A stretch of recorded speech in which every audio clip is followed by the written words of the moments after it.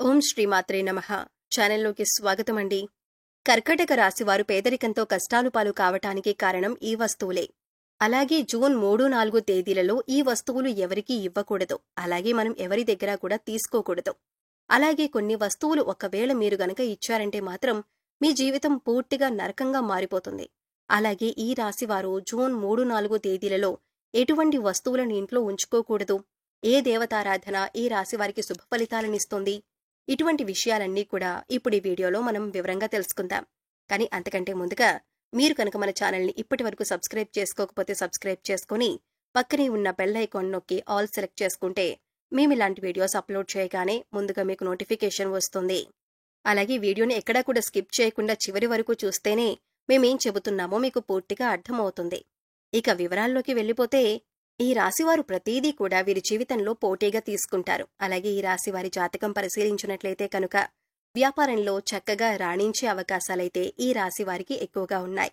వీరి ఆలోచనలను ఎవరితోనూ పంచుకోరు. ఇక ఈ రాశివారు ఉద్యోగ జీవితంలో కూడా అంచెలంచెలుగా అభివృద్ధి పథంలో ముందుకు దూసుకువెళ్తారు. సొంతవారు లేదా తెలిసిన వారు వీరిని మోసం చేసే అవకాశాలు వీరి జీవితంలో కనిపిస్తున్నాయి.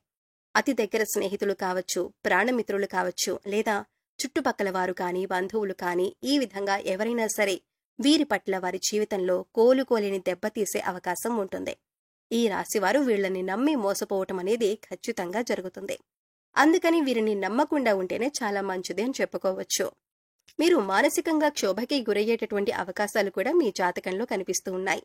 అదేవిధంగా మీ సంతానాన్ని అభివృద్ధి పథంలో నడిపించడానికి మీ జీవిత భాగస్వామి ఎంతగానో కృషి చేస్తారు. ఈ విధంగా మంచి చెడు అనే అంశాలు ప్రతి ఒక్కరి జీవితంలోనూ ఉంటాయి. మీ యొక్క జీవిత భాగస్వామి అన్ని అంశాల్లో కూడా మీకు సపోర్ట్ చేస్తారు. అందువల్ల మీకు ఎక్కువగా అనుకూలమైన ఫలితాలు కనిపిస్తూ ఉన్నాయి.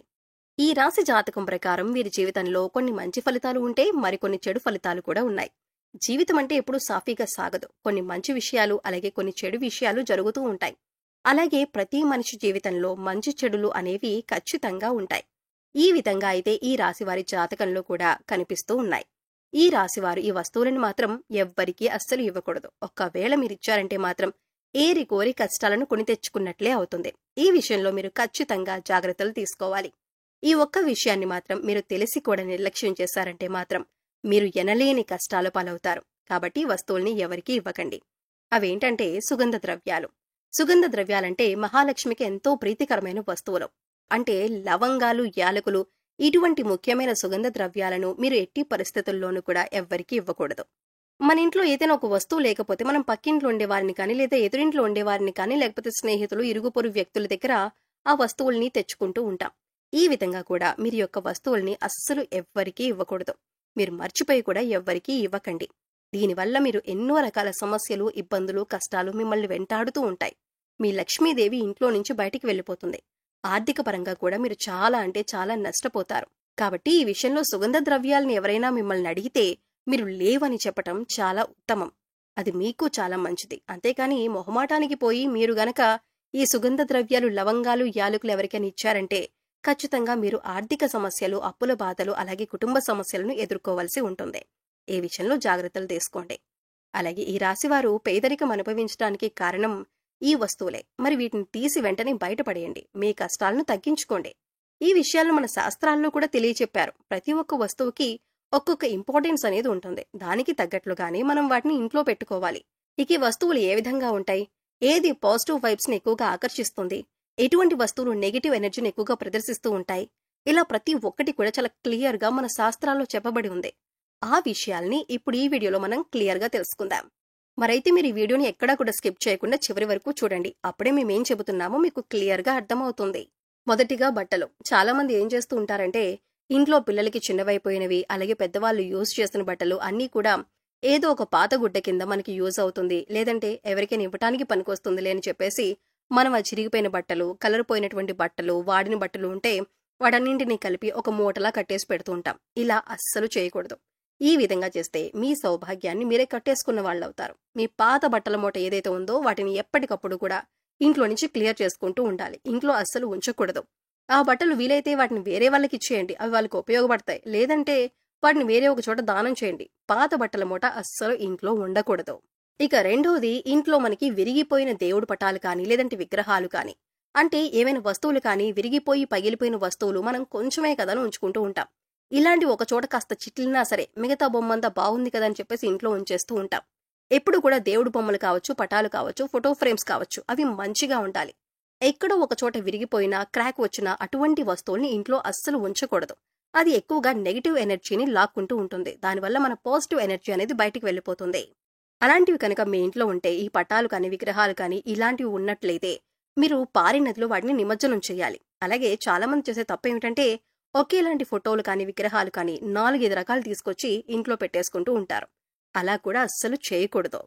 ఒక దేవతారాధనకు సంబంధించి ఫోటో పూజ గదిలో ఒకటి మాత్రమే ఉండాలి. అలా కాకుండా 4, 5 రకాలు తెచ్చిపెట్టారంటే మాత్రం ఈ రాశి వారికి చాలా అంటే చాలా నష్టం జరుగుతుంది. ఇక నెక్స్ట్ వస్తువు ఏమిటి అంటే, చాలా మంది మిద్దె పైన అంటే ఇంటి మేడ మీద ఎక్కువగా వాడని వస్తువులు కావచ్చు, విరిగిపోయిన వస్తువులు కావచ్చు, పిల్లలు ఆడుకునే బొమ్మలు, ఏ వస్తువులైనా సరే ఇటువంటి వాటిని మనం ఏమీ అవసరం లేదనేసి చాలా మంది టెర్రస్ మీద కానీ లేదంటే ఇంటి పైన కానీ పక్కన పెట్టేస్తూ ఉంటారు. ఇలా కూడా అస్సలు చేయకూడదు. ఇలా కనుక మీరు చేస్తే మీకు ఫైనాన్షియల్ గా చాలా ప్రాబ్లమ్స్ అనేవి వస్తూనే ఉంటాయి.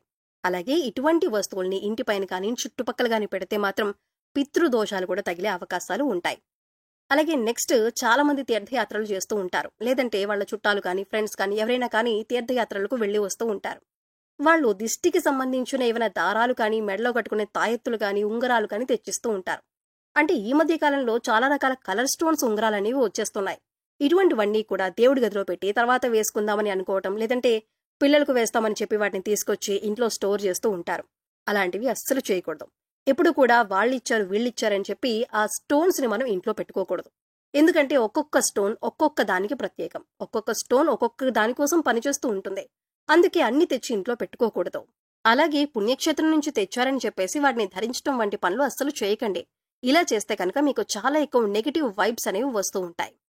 అలాగే చాలా మంది చేసే ఇంకా తప్పులు ఏంటంటే, విరిగిపోయిన గిన్నెలు కావచ్చు, లేదా కొంచెం చిట్లని గిన్నెలు కావచ్చు, ఇంట్లో వస్తువులు కావచ్చు, విరిగిపోయిన గ్లాసులు కానీ, ఎవరైనా సరే ఇందులో ఆహారం పెట్టినా కానీ, ఆహారం వండినా కానీ వస్తువుకు సంబంధించిన దోషాన్ని కలిగిస్తుంది. కాబట్టి ఎప్పుడు కూడా అటువంటి విరిగిపోయిన వస్తువుల్ని, పాత్రల్ని కూడా అస్సలు వాడకూడదు. కాస్ట్లీ కదని చెప్పేసి కూడా అటువంటి ఖరీదైన వస్తువుల్ని ఇంట్లో ఉంచుకోకూడదు.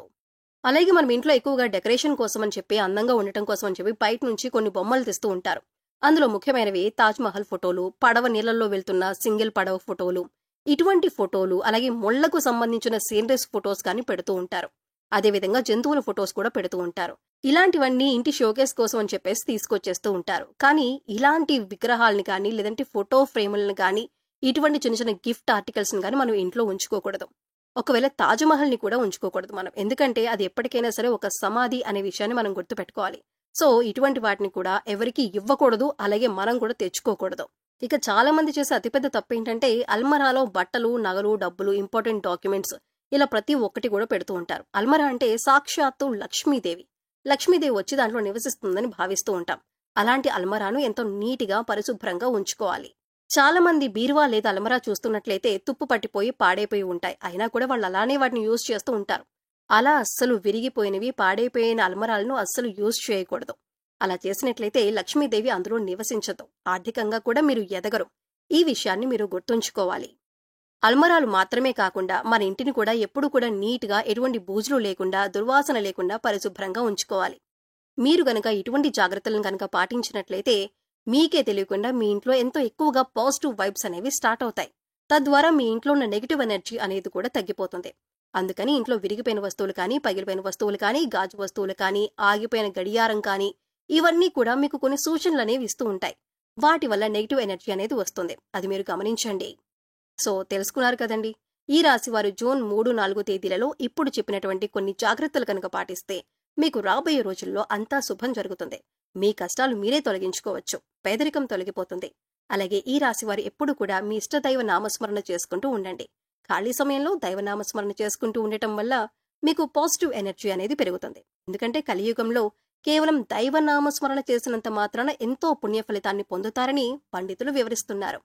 ఈ వీడియో మీకు నచ్చినట్లయితే లైక్ చేయండి. మీ ఫ్రెండ్స్ అండ్ ఫ్యామిలీ మెంబర్స్ లో కర్కాటక రాశి వారు ఎవరైనా ఉంటే వారితో ఈ వీడియోని షేర్ చేసుకోండి. అలాగే ఇప్పటి వరకు మన ఛానల్ని కనుక సబ్స్క్రైబ్ చేసుకోకపోతే సబ్స్క్రైబ్ చేసుకుని పక్కనే ఉన్న బెల్ ఐకాన్ నొక్కి ఆల్ సెలెక్ట్ చేసుకుంటే మేము ఇలాంటి వీడియోస్ అప్లోడ్ చేయగానే ముందుగా మీకు నోటిఫికేషన్ వస్తుంది. మరో చక్కటి వీడియోతో మళ్ళీ కలుద్దామండి. ఓం శ్రీ మాత్రే నమః.